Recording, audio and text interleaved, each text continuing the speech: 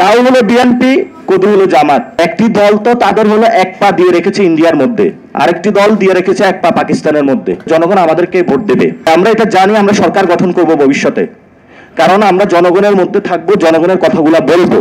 জনগণ যখন আমাদেরকে আইডেন্টিফাই করতে পারবে, এরাই তো আমাদের পক্ষে কথা বলছে, জনগণ আমাদেরকে ভোট দেবে। কারণ আমরা কখনো পিছনের দরজা দিয়ে ক্যান্টনমেন্টে ঢুকবো না, পিছনের দরজা দিয়ে কোনো বিদেশি এম্বাসিতেও ঢুকবো না।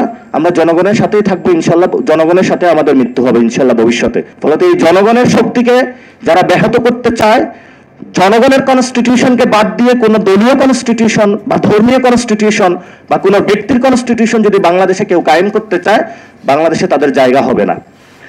আর সামনে ইলেকশন আসতেছে, ইলেকশন তাহলে কেমন ইলেকশন হবে? ইলেকশন এটা হলো লাউ কদুর ইলেকশন। লাউ হলো বিএনপি, কদু হলো জামাত।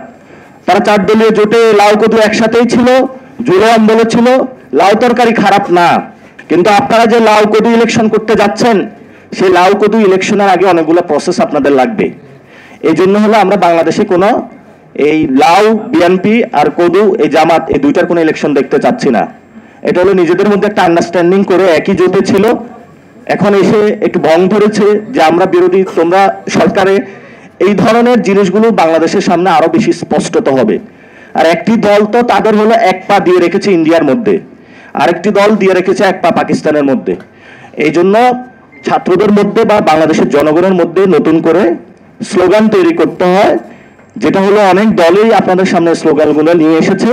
আমরা দিল্লিও চাই না, আমরা পিন্ডিও চাই না, আমরা আসলে ঢাকাকে চাই।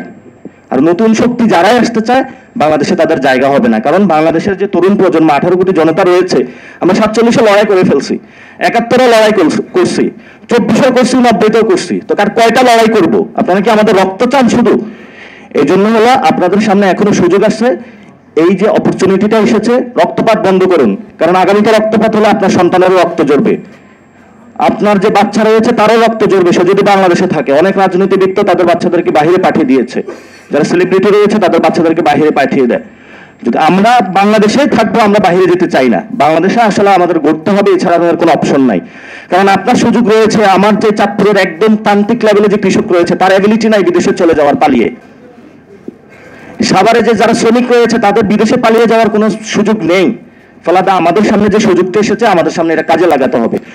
তো আমরা এনসিপির পক্ষ থেকে আজকে আমাদের কিছু আলোচনায় স্টার্ট করেছি, যে ওইখানে কোন কোন লুপহোলগুলো রয়েছে বা ত্রুটিগত জায়গা রয়েছে, সেগুলো আমরা অ্যাড্রেস করব।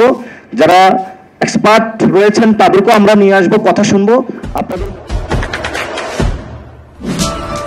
দেশে দেশে সবার সাথে দ্য নিউজ।